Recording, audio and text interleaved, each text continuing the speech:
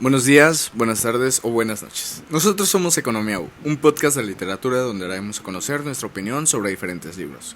Soy Sebastián Peña y estoy acompañado por mis amigos estudiantes de la preparatoria número 2 del estado de Chiapas.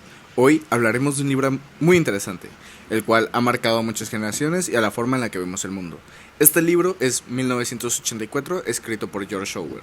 Para empezar con este interesante libro, viajaremos en el pasado, donde conoceremos el contexto histórico y por el cual fue escrito.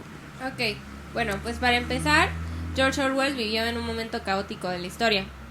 Nació en 1903 en la India británica, pero pues se creó principalmente en Inglaterra. Él tuvo la oportunidad de ver de primera mano la Segunda y la Primera Guerra Mundial, la Revolución Rusa y toda la onda del totalitarismo en Europa, con tipos como Hitler y Stalin. También trabajó unos años como oficial de policía en Birmania, y ese trabajo lo hizo cuestionar demasiado el imperialismo británico, y luego se fue a pelear en la Guerra Civil Española, donde se desilusiona bastante de la idea que tenía del comunismo. Todas estas experiencias lo llevan a escribir sobre temas como la libertad, justicia social y el abuso del poder en obras como 1984 y Rebelión en la Granja. Bueno, vamos a dar comienzo a nuestra plática y vamos a presentar a las hermosas personas que nos acompañarán en este hermoso podcast. Hola, ¿qué tal? Yo soy Patricio Gómez, pues muchas gracias por estar aquí escuchándonos. Yo soy Melissa Montoya. Yo soy Mariana Escandón. Soy Ángel Alberto. Bueno, vamos a seguir con las preguntas.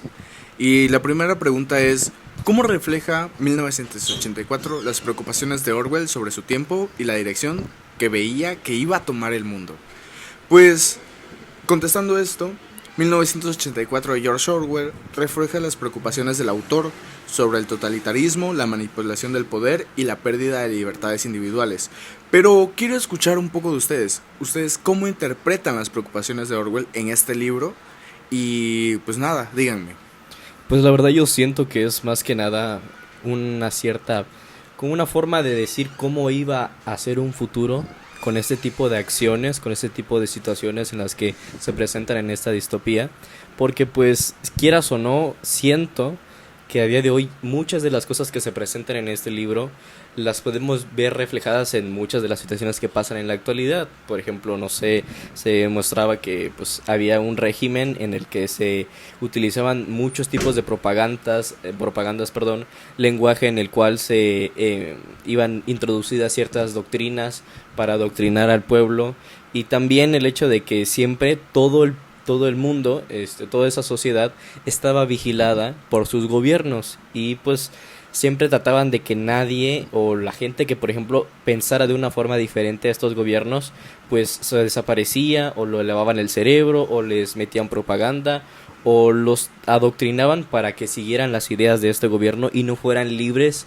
o no tuvieran ese libre albedrío para pues pensar como una opinión propia. También podemos notar que Orwell estaba realmente preocupado por cómo iba creciendo el poder del Estado, cómo esto erosionaba en la privacidad y cómo manipulaban la información en esta era de regímenes totalitarios como el nazismo y el estalinismo. También la novela nos advierte bastante sobre el peligro de la tiranía y sobre el potencial de la tecnología que tenía para ser utilizada como una herramienta de opresión. Pues así como comentan Pato y Melissa, en el libro podemos observar a Orwell tocando temas acerca de la dirección del mundo de una manera sumamente totalitaria, y la preocupación que él tenía de cómo se volvería un futuro con este tipo de direcciones. Pues yo creo que tiene muy presente pues como que dos puntos. Digamos, el primero es la manipulación de la verdad y el siguiente es la vigilancia y el control. Por parte de la manipulación de la verdad, creo que Orwell estaba como que muy alarmado sobre la manipulación, sobre la propaganda política, ¿no?, utilizada en los regímenes totalitarios, que igual es algo muy presente dentro de su obra. Ahora, sobre la vigilancia y el control, pues dentro de este libro el Estado como que ejerce una suerte de control total sobre la vida de los ciudadanos a través de una vigilancia constante. Sí, esto lo podemos ver con las distintas, había muchas cámaras, de acuerdo a como lo cuenta la novela, en donde quiera había cámaras, había micrófonos en las casas, para que si en algún momento una persona, no sé, hablara mal del gobierno o no estuviera de acuerdo con sus ideas, pues ¿cómo se llamaba? La policía del pensamiento, pues lo que hacía era pues castigarlos para que volvieran otra vez a estar de acuerdo con las ideas de este gobierno, que pues en este caso es el de el Gran Hermano, ¿no? Y pues eso, ¿no? Así es, pues lo podemos ver hablando de lo real, si se puede decir así, lo podemos ver con los nazis, que adoctrinaban a niños en el sentido de que, pues su mayor inspiración era ser soldados nazis, y ellos llegaban hasta a señalar a sus padres si veían que podían o que ocultaban judíos. Ellos los señalaban para que llegaran los soldados, porque ellos estaban adoctrinados, ellos pensaban en que eso era lo correcto. Es como lo que cuenta la novela, que muchas veces pues los vecinos, tus propios vecinos te echaban o te recriminaban con estos policías del pensamiento, a pesar de que fuera tu familia, tu hijo, lo que sea. Si no estabas de acuerdo con las ideas del gobierno, tu propia familia te hacía un boicot y te llevaban a juicio con los policías del pensamiento. Es justo como el ejemplo que plantea Sebastián acerca de los nazis. Pues los niños que crecían en ese ambiente, pues claro que la verdad que les contaban era una verdad totalmente distinta a la que realmente era distorsionada. Y pues ese es el objetivo de la adoctrinación, ¿no? Que hagas cosas porque no estás consciente de lo que realmente está pasando, ¿no? Entonces no ves, estás manipulando a las personas. Entonces pues podemos quedar en que la novela advierte sobre los peligros de un gobierno omnipresente, que controla la información y la realidad. Y la verdad son temas que aún resuenan en nuestra sociedad, una sociedad contemporánea. Porque también siento yo que muchas de las cosas que por ejemplo se presentan en la novela, una de las tantas cosas que se presentan, es una, por ejemplo, la vez en la que cuando un grupo, por ejemplo los distintos gobiernos, hacían propagandas en en oposición a los otros gobiernos, es decir, mostraban que los otros gobiernos eran malos, que hacían cosas peores, o tiraban ahora sí que comentarios ofensivos hacia los otros gobiernos para que la gente que estaba en ese gobierno pues odiara a los otros gobiernos y pues se hicieran guerras y se hicieran demás cosas, o sea, hacía conflicto entre ellos, hecho por ellos mismos. Nuestra segunda pregunta es, ¿cuál es la relevancia? Al igual que quiero decirles, ¿cuál es la interpretación que ustedes les dan a El Gran Hermano como figura en la novela y como en la sociedad actual? Pues en la novela yo entendí que representaba como que una figura del líder, como que, digamos, omnipresente y a su vez también omnipotente del partido, ¿no? Encarnando como que un poder absoluto y una vigilancia totalitaria. Se representa más que nada como un símbolo de control y de manipulación, que es una herramienta del Estado para mantener a la población en un estado de sumisión y miedo constante. Justo esa palabra que mencionas de la omnipresencia me parece bastante interesante, porque describe muy bien lo que estábamos comentando en la anterior pregunta, ¿no? Omnipresente pues es un término que significa que algo está presente en todas partes, así como lo decíamos de que el gobierno estaba presente en todas partes para mantener el control de pues las personas. También podemos interpretar al Gran Hermano como un símbolo supremo del poder del Estado, ¿no? Que en este caso es un Estado totalitario, que en la sociedad actual también tiene importancia porque pues en el contexto de esta vigilancia masiva, como hablaban de la omnipresencia, también tiene que ver la pérdida de la privacidad, el aumento del control gubernamental y corporativo sobre la información y pues la vida personal de las personas, ¿no? Porque claro, esto tiende a ser como muy acaparado, simplemente como vemos actualmente, por ejemplo con las redes sociales, como las personas las personas poderosas claramente tienen mucho control y mucho acceso a nuestra información personal, ¿no? Sí.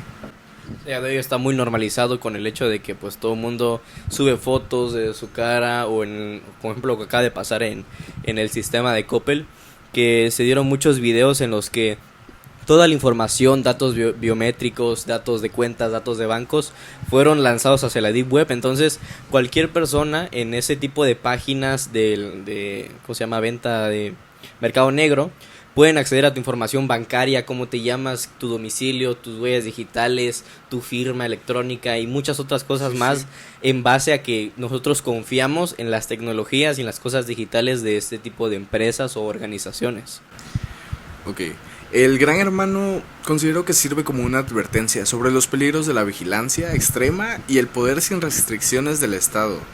Pues, o sea, es lo que vemos, los algoritmos basados en lo que vemos son, no sé si decir que son parte de nosotros, porque en realidad siento que, pues sí es como un adoctrinamiento, o sea, lo que ves, lo que consideras o lo que crees que es por tu elección, no sabemos si en verdad es tu elección. Justo, pues yo veo al Gran Hermano como una metáfora de la vigilancia gubernamental y la pérdida de privacidad en una sociedad contemporánea.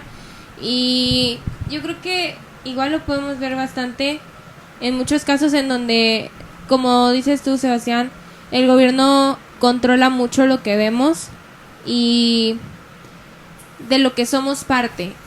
Incluso algo que a mí me pareció muy impactante es, no sé si ustedes vieron el Super Bowl, donde fue el halftime show y Alicia Keys tuvo un desafine y las personas que estuvimos viendo el Super Bowl en vivo pudimos notamos. Verlo. Y luego en las repeticiones ya no estaba el desafine. Sí. Entonces siento La que alteración de claro, ese tipo de cosas. De informaciones, ¿no? Entonces creo que es la manera en donde el gobierno y las personas pues que controlan todas las cosas que vemos pues manipulan la información todo el tiempo, desde un aspecto como tan sencillo a un desafine en un halftime show a cosas como noticias. Sí, la minimización de ciertos problemas geopolíticos o políticos que se ven en ciertas partes del mundo, que son opacados por, no sé, una noticia más famosa como algo de Zuckerberg o un hackeo o la cancelación de un famoso. A veces son o noticias más famosas que temas políticos, por ejemplo, no sé,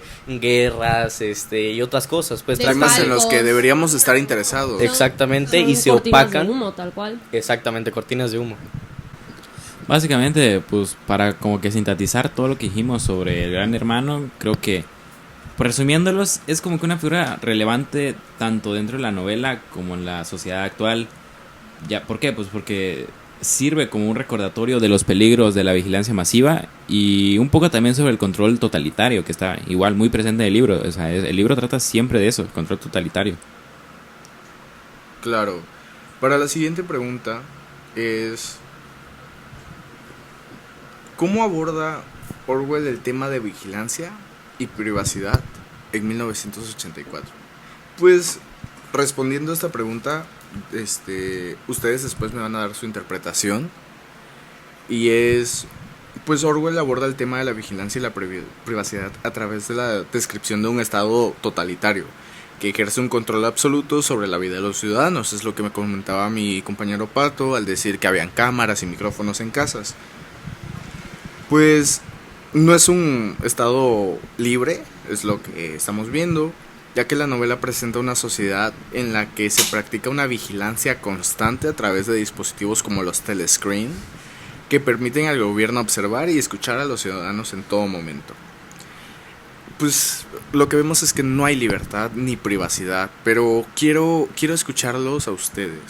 ¿Qué es lo que piensan?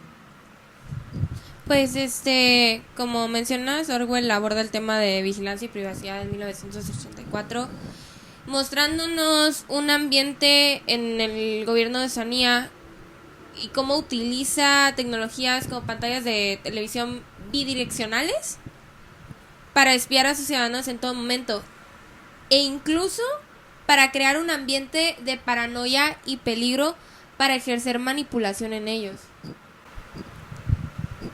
También Orwell nos muestra cómo la vigilancia y la supresión de la privacidad son herramientas pues sumamente poderosas de control social que está en manos de los regímenes autoritarios. Y esto nos lleva a tener una sociedad donde la libertad individual de las personas está completamente subyugada al poder del Estado. Algo que me pareció interesante de ese punto y que me llamó mucho la atención del libro es la Policía del Pensamiento, que es una organización encargada de monitorear y castigar cualquier forma de pensamiento, ¿no? Así como se presenta. así sea un disidente o un rebelde. Porque me pareció interesante que utilizan métodos de vigilancia como para detectar cualquier signo de desafío al régimen. Esto crea un clima como que de autocensura y conformidad. O sea, es algo que también podemos ver, por ejemplo, en China, digamos. En China hay un ambiente de censura increíblemente presente. O sea, tienen su propio internet, su Son propia red completamente social. cerrados. O sea, es básicamente todo monitoreado por el Estado. Si hablas mal, si piensas mal, si comunicas algo que no te gusta del Estado, de las figuras de autoridad de este país, pues inmediatamente te censuran. Creo que en China, no sé si aún siguen manejando, creo que tenían un sistema de puntos, que te restaban puntos. Entre menos puntos tenías, más, como que más, tenías mala reputación. Más probable de tener Como- un castigo. Con un castigo. fichamiento en el cual se te marca como que eres una persona con... Una lista negra, digamos. Exactamente. Bueno, pero tomando este punto... Otro país que tiene un ejemplo de esto sobre como una represión tan marcada de pues no dejar que las personas tengan libertad de pensamiento es Corea del Norte. Claro, sí. Venga. Pero vamos al otro lado de la moneda, que conocemos que China vigila a sus ciudadanos porque ellos dan a conocerlo. O sea, ellos no cierran nada ni tapan nada. Abiertamente dicen que ellos son vigilados todo el tiempo. Así es. Pero hay otros ciudadanos de otros países que no saben que son vigilados. Estamos hablando, o creo que ya tienen una idea de qué país estamos hablando. Y es Estados Unidos. Es un país donde la libertad va por delante, entre comillas, porque en realidad, ¿qué es libertad? En este sentido en el que la libertad para ellos no es la misma para nosotros, y es muy complicado decirlo, pero al igual nos controlan, nos vigilan y saben de nosotros por aplicaciones, por cosas sencillas como Instagram o Facebook, y tampoco queremos sonar en un grado de que somos Paranoicos, personas paranoicas con papeles de aluminio en la cabeza, ajá. conspiranoicos, pero es un secreto a voces y lo sabemos, o sea, no lo negamos, pero tampoco lo queremos ver. O sea, podemos aventar la pedrada a China, pero no a Estados Unidos. Las famosas cookies Ándale. que muchas veces se ha comprobado, muchas veces no leemos las cookies. Yo en algún punto las O empecé términos a de leer condición. un poco más porque empezó a friquear mucho el hecho de que pues no las leemos y no sabemos cuáles son los términos y condiciones, e incluso en alguna página puede venir algún tipo de término y condición que diga que te puede robar los datos o puede absorber información de tu celular. Que puedo conocer todo de ti, básicamente. Claro, y siento que es algo bastante preocupante que estemos como condicionados a, si quieres navegar o leer un tipo de información, tienes que aceptar unos términos y condiciones que incluso pueden poner en riesgo tu privacidad. Claro, claro. Y hasta eso, o sea, siento que es una libertad, como decía mi compañero Sebas, a medias. Es una libertad a medias, porque pues sí nos dicen que tenemos libertad de expresarnos, a buscar lo que queramos y todo, pero el detalle está en que muchas de las cosas que nosotros podemos buscar en internet, ya sea por curiosidad o porque nosotros podamos pensar y se nos ocurran, muchas veces no están en internet. Hemos visto muchas veces que ciertas informaciones las bajan de páginas web, no las encontramos o las suben y duran muy poco tiempo. Ese tipo de censura para cierto tipo de cosas que al gobierno le convienen que se muestren y que no, eso no es de cierta manera una libertad tan abierta, es decir, es una libertad a medias y muy condicionada. También el hecho de que muchas de las cosas que nosotros pensamos fueron condicionadas por el paso de muchos años de diferentes tipos de cosas que nos han enseñado, modales, cultura, etcétera, ¿no?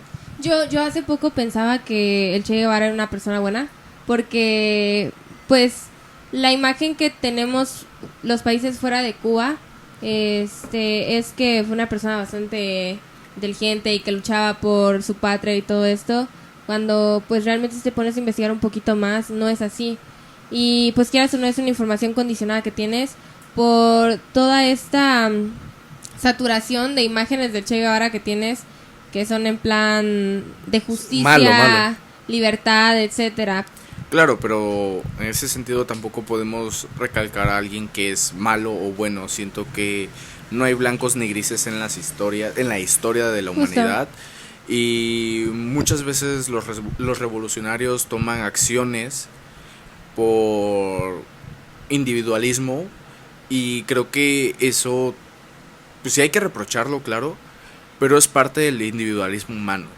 Claro, el hecho de que, por ejemplo, también muchas de las historias que nos contaron, pues siempre se cuentan desde el punto de vista de la persona que nos lo cuenta y no desde el otro punto de vista de guerras entre países, conquistas, independencias, etcétera.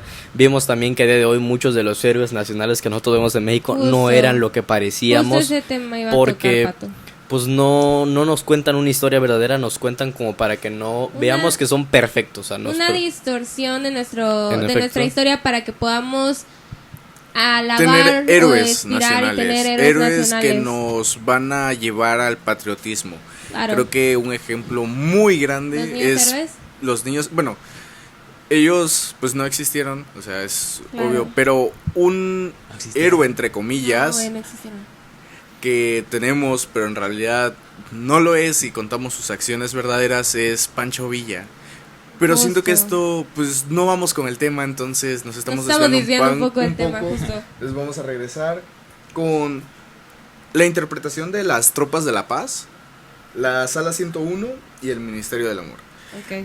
Sobre las tropas de la paz, estábamos hablando previo al podcast, que es impresionante que en el libro dice que las tropas de la paz en realidad no estaban hechas para hacer paz, sino estaban hechas para que la guerra no terminara y así tener controladas a las masas. todo el tiempo había un conflicto y este conflicto hacía que pues hubiera odio entre gobiernos y se pudiera adoctrinar mejor a cada persona que estuviera en ese tipo de Claro, gobiernos. porque tienes a la gente de tu nación enfocada en un enemigo en común. En el odio, a ese sí es y enemigo. las tienes como tan ocupadas en eso, en el odio, en el patriotismo, que no las dejas, no les das espacio y no les das tiempo para pensar en los problemas reales que hay en su nación. Claro. Y Pues lo que hablaban de las tropas de la paz, ¿no? En la novela lo representan como la policía del pensamiento, que su tarea principal era buscar y castigar a los disidentes y a aquellos que se consideran amigos del partido, que de hecho está ligado con la pregunta que hicieron hace un momento, porque tiene que ver con algo llamado pensamiento criminal, que estos, pues aquí lo interpretan como cuando, no sé, un ciudadano tiene ideas contrarias al partido que está en el poder, pues el Estado lo interpreta como un criminal, básicamente. sí, sí. Y pues los castigan si dicen algo en contra. Entonces, pues sí, básicamente es eso. También íbamos a hablar preguntaste sobre la Sala 101, ¿no? Así es, pero antes de tomar el tema de la Sala A 101, ver. quisiera hablar de unas tropas de la paz que existen ¿En la actualidad? en la vida real, no en la actualidad, sino en la vida real, que pues creo que esto va, o ya saben a lo que va, las tropas americanas. Estados Unidos tiene un símbolo de la militarización que es el tío Sam, que pensándolo detenidamente, el tío Sam pues representa el tío bonachón que siempre está contigo, que te apoya, pero en realidad no va a estar para ti en esos momentos de preocupación, de necesidad. Y es lo que vemos con los militares, cuando ellos vienen de las guerras. Son héroes. No. Bueno, en algún punto bueno, los tomas como héroes, pero después pasan Claro. al olvido. pasan al olvido muy rápido en Estados Unidos porque Estados Unidos es más como una fábrica de militares, ¿saben?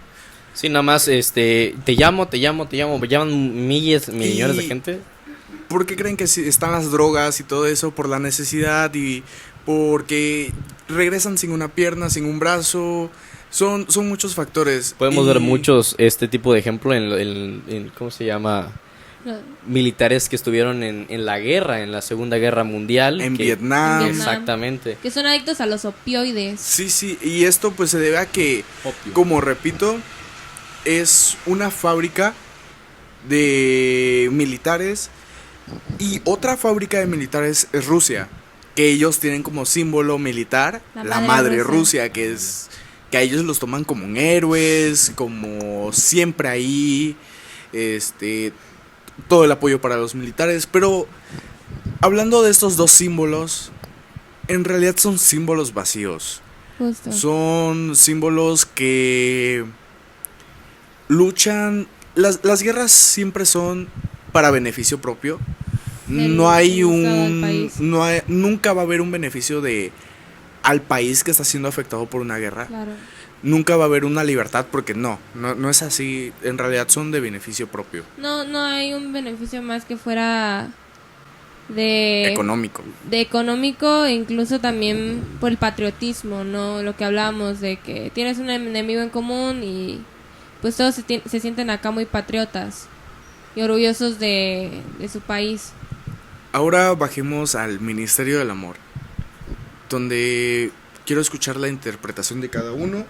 Para el que no sepa, el Ministerio del Amor pues son los instrumentos extremos de control psicológico y físico por parte del Estado totalitario en esta distopía que es 1984.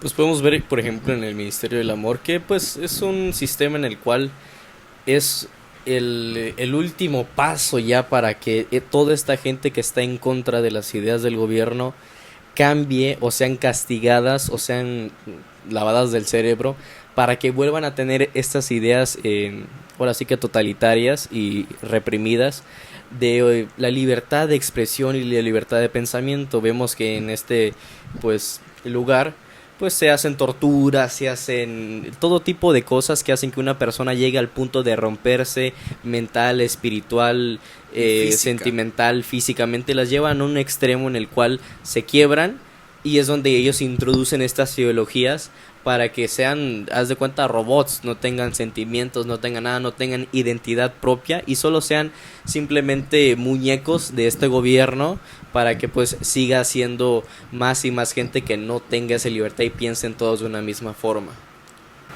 Era una institución, ¿verdad? No recuerdo si lo presentaba como una institución, pero yo entendí que se encargaba de como que mantener la ley y el orden dentro de su régimen.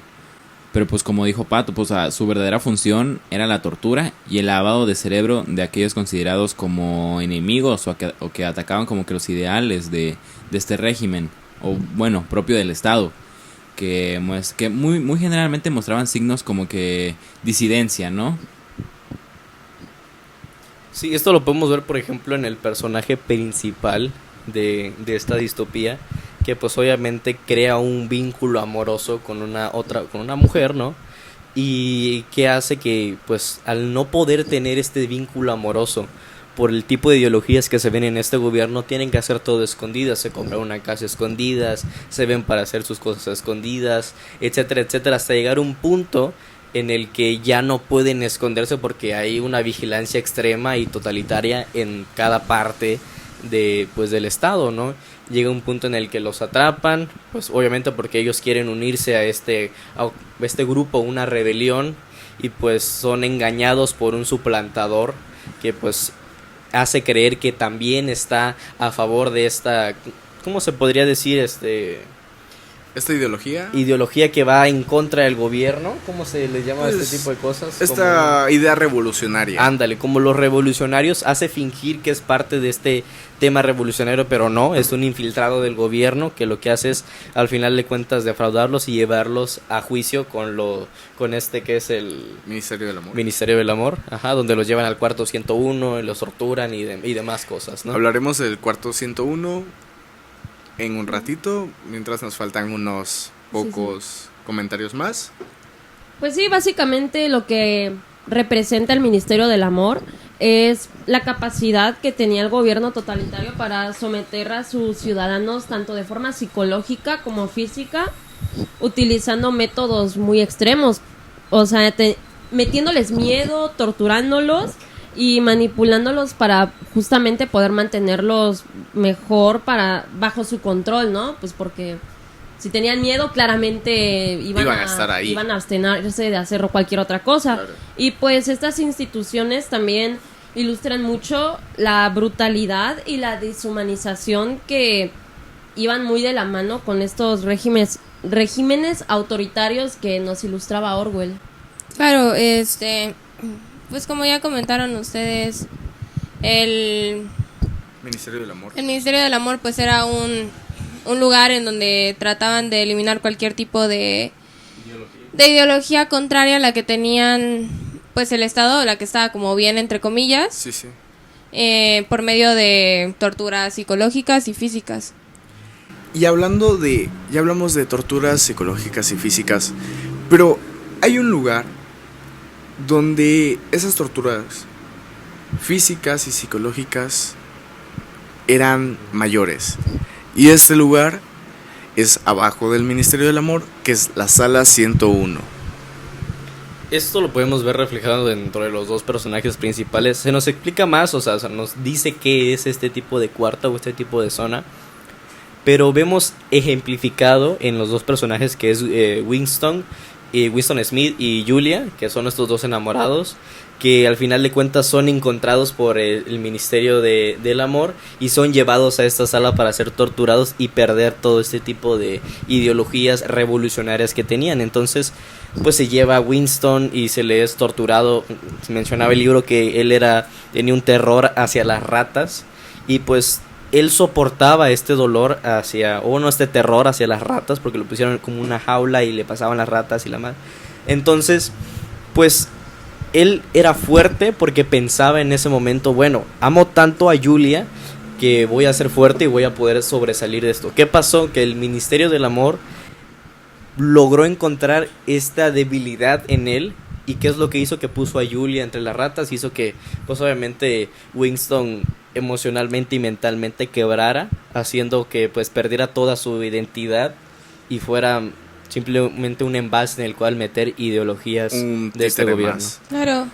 Lo más brutal de esto era justamente lo que pues menciona Pato, ¿no? Del que utilizaron su miedo a las ratas para mantenerlo ahí, y pues me parece que esto es algo muy fuerte porque justamente lo que hacían era utilizar los peores miedos y las fobias de los prisioneros en su contra. O sea, los castigos eran como personalizados, por decirlo de alguna manera, porque hacían que destruyeran su resistencia psicológica completamente, y pues hacían que los prisioneros renunciaran completamente a sus valores como para poder soportar más estos sufrimientos extremos que les generaban. Pues con la sala 101 pues habíamos quedado, ¿no? Que básicamente todo en lo que se basaba, o sea, toda su como que utilización es como que un medio de control extremo para tortura que se lleva a cabo ahí. O sea, era tan atroz que los prisioneros preferían incluso la muerte antes que enfrentarla a la sala. O sea, representa la brutalidad y la crueldad del régimen totalitario, así como el poder que el Estado tenía para someter física y psicológicamente a sus ciudadanos. Pues podemos ver que ambas representan la capacidad del Estado para ejercer control total sobre la mente y el cuerpo de los ciudadanos, utilizando el miedo, la violencia y la coerción para mantener su dominio. Pues esto es lo que comentaban ustedes. Estos elementos reflejan la crueldad y brutalidad de su gobierno y cómo estaban dispuestos a cualquier medida para mantener su poder absoluto. Siento yo también que este tipo de libros, o en este libro en específico, es una forma o es una distopia distinta a las demás. Hablábamos antes del podcast que pues hay distintos tipos de distopias que se han visto pues a lo largo de la historia, pero este tipo de distopias antiguas es interesante porque de cierta forma no es una distopia motivacional en el cual siempre sale un héroe ganando o sale victorioso, como podemos ver en muchas distopias más actuales. Es más que nada una advertencia que si este tipo de situación llega a pasar en la vida real, pues es muy difícil poder salir de ella. Es más que nada darse ya por vencidos, porque es muy difícil luchar con algo tan poderoso y algo que pues una persona no puede cambiar un gobierno entero, no puede cambiar unas ideologías que han estado durante años, y que si tú intentas hacer esto te puede pasar lo que en este caso al personaje principal Winston, que es ser desaparecido o lavado de cerebro por parte del gobierno. En un modo triste podemos decir que pues es más realista. Exactamente. Y ahora quiero hablar sobre el diario de Winston y su lucha individual contra el régimen, ya que estamos hablando de que pues es más realista. Entonces, ¿cómo lo interpretan ustedes? Pues el diario de Winston para mí simboliza una resistencia individual contra pues un régimen opresivo, al permitirle a él expresar sus sentimientos mediante ese diario, pues sus sentimientos y pensamientos más íntimos en un mundo donde la autonomía y la individualidad estaban prohibidas. Entonces, pues para mí el diario de Winston tiene como mucho significado por lo que representa la individualidad y la autonomía y la libertad de pensamiento en esa utopía. Entonces es sumamente poderoso por eso. Distopía, para aclarar. Distopía, perdón. Para mí el diario de Winston lo que simboliza es pues algo similar, ¿no? A lo que dijo Mariana, que es una lucha individual por la libertad, por la verdad y por la humanidad en un mundo donde los valores están siendo sumamente suprimidos por un régimen totalmente pues totalitario, ¿no? Es un acto de resistencia en contra de la tiranía y una afirmación del poder del individuo para poder desafiar esta opresión y buscar la autenticidad en un entorno tan hostil. Pues para mí yo creo que representa como que un desafío al control del partido. O sea, el simple acto de escribir en un diario, como lo que se representa como un desafío al control, o sea, más que nada del partido sobre la vida de los ciudadanos al negarse a aceptar la versión oficial de la verdad y buscar su propia voz. Winston desafía como que la autoridad del Estado y cuestiona también como que su validez de su régimen opresivo. También por el hecho de que él trabajaba para él crear este tipo de noticias o propaganda. Él es el que fabricaba todo este tipo de historias del gobierno y el gobierno contra otro gobierno y estados de lucha y tal.